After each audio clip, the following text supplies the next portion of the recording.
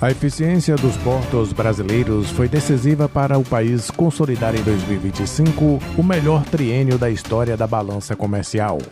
Responsáveis por mais de 95% das trocas comerciais com o mundo, os terminais portuários garantiram a movimentação de exportações e importações que somaram 629 bilhões de dólares no ano, com superávit de mais de 68 bilhões de dólares, um dos maiores já registrados. Segundo o Ministério de Portos e Aeroportos, mesmo diante de restrições no mercado internacional, o Brasil bateu recordes tanto nas exportações, que chegaram a quase 349 bilhões de dólares, quanto nas importações, que superaram 280 bilhões de dólares. O desempenho reforça a infraestrutura logística como fator de competitividade ao assegurar o escoamento da produção nacional e o abastecimento da indústria e do consumo interno. Em volume, a movimentação portuária manteve trajetória de crescimento e deve fechar 2025 com 1,340 bilhões de toneladas de cargas, alta superior a 3%. Portos como Santos, Paranaguá e Itaqui registraram avanços expressivos, acompanhando a forte demanda por commodities como petróleo, soja e carne bovina e confirmando o papel estratégico dos portos no desenvolvimento econômico do país. Da agência Rádio Gov em Brasília, Claudimário Carvalho. A produção industrial brasileira ficou estável, com variação nula em novembro de 2025, na comparação com outubro. É o que mostram os dados mais recentes do IBGE. Na comparação com novembro de 2024, o setor registrou uma queda de 1,2%, evidenciando dificuldades específicas na fabricação de bens de consumo duráveis e de capital. Apesar disso, no acumulado dos 11 primeiros meses de 2025, a indústria manteve uma leve trajetória positiva de 0,6%. Ainda de acordo com o IBGE, a variação nula na produção industrial brasileira na passagem de outubro para novembro foi resultado de um equilíbrio entre desempenhos positivos e negativos nas 4 grandes categorias econômicas pesquisadas. De modo geral, as indústrias de bens de consumo duráveis e de bens intermediários registraram queda na passagem mensal. Já a produção de bens de capital e de bens de consumo semiduráveis e não duráveis aumentou. Entre os setores, as indústrias que tiveram variações negativas mais expressivas foram aquelas envolvidas na produção de veículos automotores, de produtos químicos e de bebidas. No lado das altas, o impacto mais relevante veio de produtos farmoquímicos e farmacêuticos, que saltaram 9,8%, interrompendo 2 meses de perdas acentuadas. Da Rádio 2, Milena Abreu. O presidente dos Estados Unidos, Donald Trump, anunciou que o país vai realizar novos ataques terrestres contra os cartéis de droga, sem dar detalhes de local ou data. As declarações foram feitas nesta sexta-feira em entrevista ao canal Fox News. As ameaças mais recentes de Trump ocorrem em meio a tensões com o México. Embora o governo mexicano tenha reforçado a cooperação na fronteira, o presidente americano declarou no último domingo que os mexicanos precisam recuperar o controle de seu país dos cartéis de traficantes de drogas. Trump afirmou que a presidente mexicana, Claudia Sheinbaum, teria sido persuadida a permitir que Washington enviasse suas tropas para combater os criminosos que operam no país, proposta que a líder mexicana já havia rejeitado no passado. Sheinbaum declarou que pediu ao ministro das Relações Exteriores do país que fale diretamente com o secretário de Estado americano, Marco Rubio, ou mesmo com Trump, para fortalecer a coordenação entre os dois países. Desde o ano passado, os Estados Unidos mantêm diversas forças militares na região do Caribe para coibir o narcotráfico, mas a legalidade dessas operações é questionada por especialistas, organizações não governamentais e pela Organização das Nações Unidas. Em um comunicado divulgado nesta sexta-feira pelas redes sociais, o governo venezuelano reiterou a condenação da agressão cometida pelos Estados Unidos, que, segundo a nota, resultou na morte de mais de 100 civis e militares, além do sequestro do presidente Nicolás Maduro e da primeira-dama Cília Flores. Apesar das críticas, o documento informa que a Venezuela decidiu iniciar um processo diplomático com os Estados Unidos para desenvolver uma agenda de trabalho de interesse mútuo. Segundo o comunicado, a Venezuela vai enfrentar a agressão dos Estados Unidos por meio de canais diplomáticos. Para isso, uma delegação de diplomatas norte-americanos vai visitar o país para realizar avaliações técnicas e logísticas. Da mesma forma, uma delegação venezuelana será enviada aos Estados Unidos para desempenhar as funções correspondentes. Da Rádio Nacional em Brasília, Pedro Lacerda. Choperia e restaurante Chapa Quente. Mais que um lugar para comer, um espaço para viver bons momentos. Na praça de alimentação do Friburgo Shopping, de segunda a segunda, o sabor ganha destaque. Petiscos preparados com carinho, pratos à la carte feitos na hora, comida quilo com qualidade e o chopp sempre gelado. Entrega em domicílio e atendimento para empresas. WhatsApp 229 9820 5534. Chapa Quente. Tradição, sabor e convivência à mesa.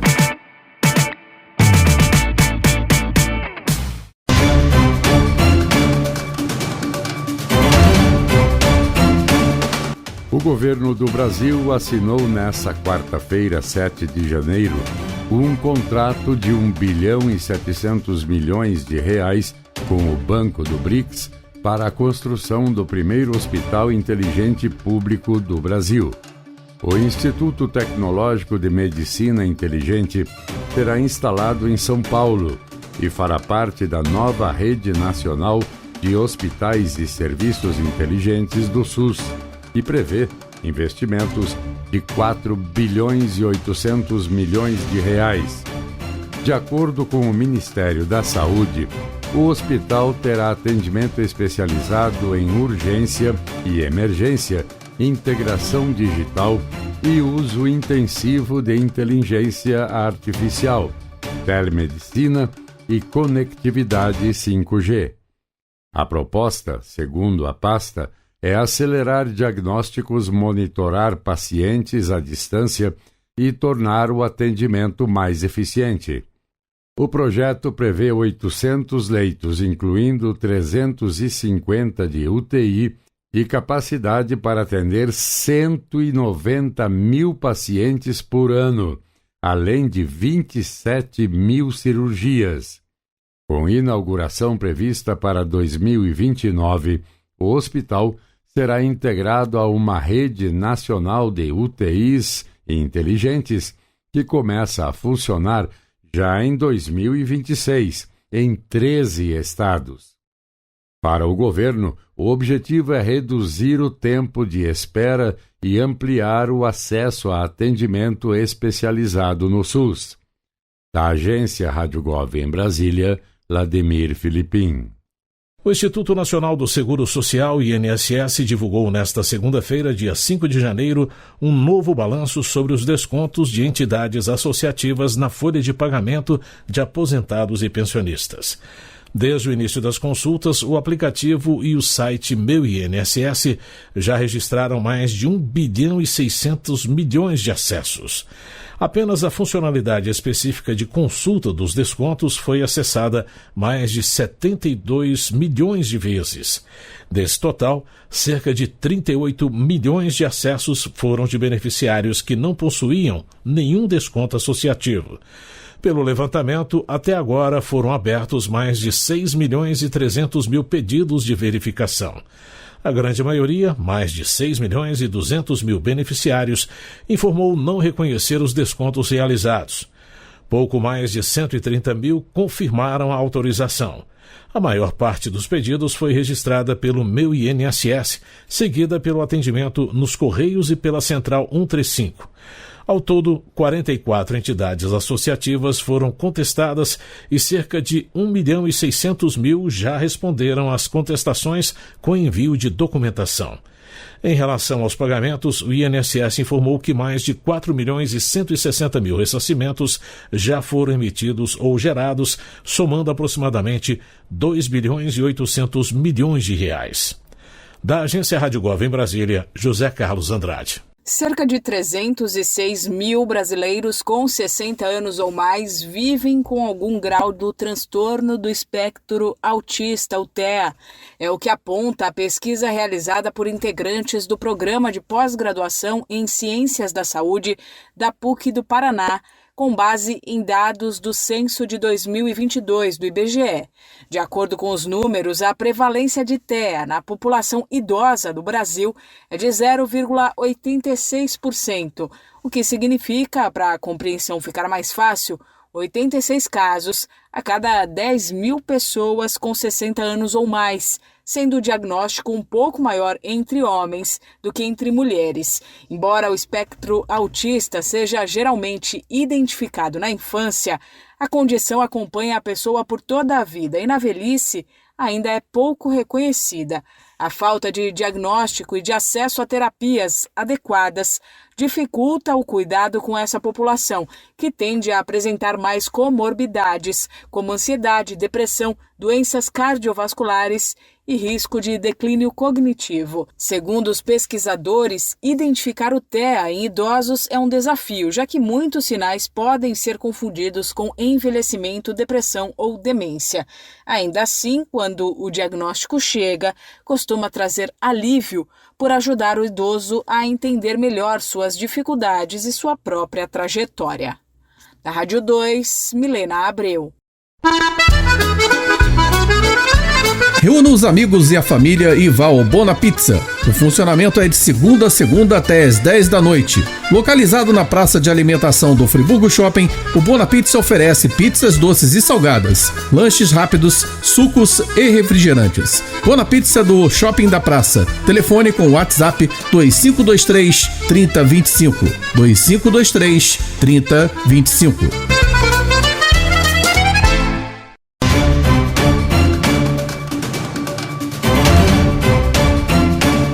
Julho passa a ser celebrado todos os anos como o mês nacional das Olimpíadas Científicas e do Conhecimento.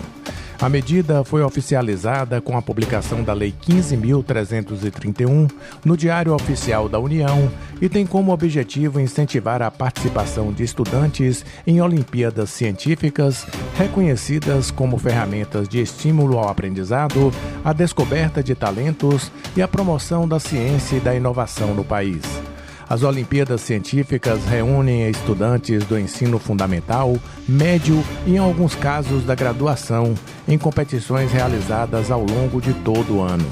No Brasil, já existem mais de 100 Olimpíadas em diferentes áreas do conhecimento, como matemática, ciências da natureza, tecnologia, humanidades e inovação, ampliando o acesso à formação científica desde a educação básica. A escolha do mês de julho faz referência a um marco histórico da educação brasileira. Em 20 de julho de 1981, um estudante brasileiro conquistou a primeira medalha de ouro do país na Olimpíada Internacional de Matemática nos Estados Unidos. A nova lei também reforça investimentos federais para apoiar a participação de alunos e professores em etapas internacionais, fortalecendo a excelência acadêmica e o protagonismo do Brasil no cenário científico. Da Agência Rádio Gov em Brasília, Claudimário Carvalho. A inflação brasileira deve fechar este ano na casa dos 4%. Pelo menos essa é a aposta atual do mercado financeiro, que consta no primeiro Boletim Focus do Banco Central. A estimativa exata é de 4,06% em 2026, percentual inclusive que é levemente superior em relação ao estimado na semana passada, a última de 2025, quando ficou em 4,05%. crescimento. Os representantes do mercado financeiro também acreditam em estabilidade nos próximos anos, com inflação projetada de 3,80% em 2027 e 3,5% em 2028. Com relação ao câmbio, o mercado financeiro projeta que o dólar fechará 2026 com uma cotação de R$ 5,50. Já a taxa Selic, hoje em 15% ao ano, deve começar a cair.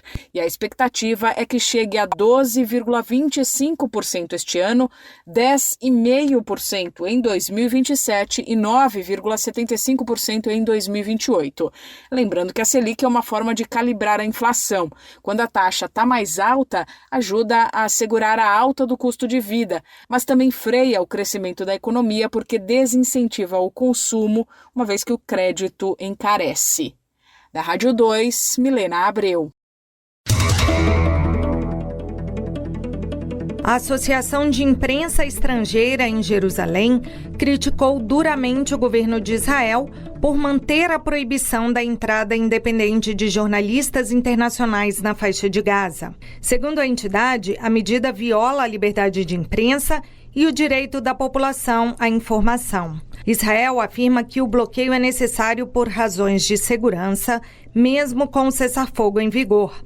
A associação anunciou que vai recorrer novamente à Suprema Corte israelense. Desde o início da guerra, jornalistas estrangeiros só têm acesso ao território sob escolta militar e com severas restrições ao trabalho jornalístico.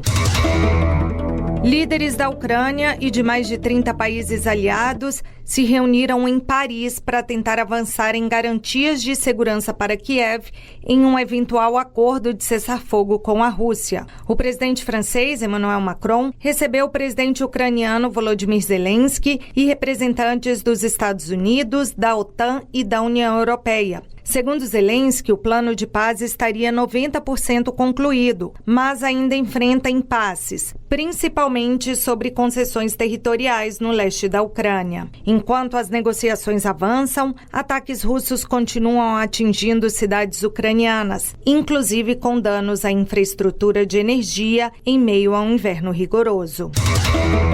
5 dias depois do incêndio que matou 40 pessoas durante uma festa de Ano Novo, as autoridades locais da Suíça admitiram que o bar atingido pela tragédia não passava por inspeções de segurança desde 2020. O estabelecimento ficava na estação de esqui de Crans-Montana, nos Alpes suíços, e estava lotado no momento do incêndio, que deixou ainda mais de 100 feridos, muitos em estado grave. Segundo as investigações preliminares, o fogo começou após o uso de sinalizadores presos à garrafa, erguidos muito próximos ao teto, o que fez com que as chamas se espalhassem rapidamente pelo local.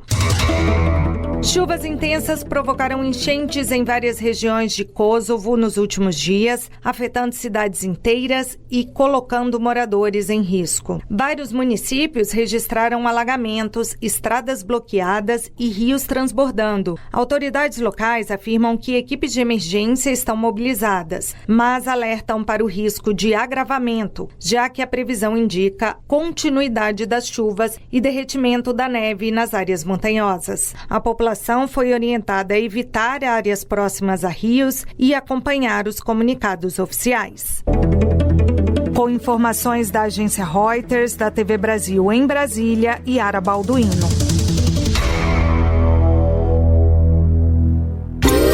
Você sabia que a internet aumentou o alcance das emissoras de rádio? Além de poder ouvir nossa rádio em sua casa, trabalho e no carro, através de seu smartphone, você pode nos ouvir também em qualquer cidade, estado ou país. Basta baixar e instalar o aplicativo Radiosnet em seu celular ou tablet. É de graça. O Radiosnet está disponível para Android e iOS no site radiosnet.com.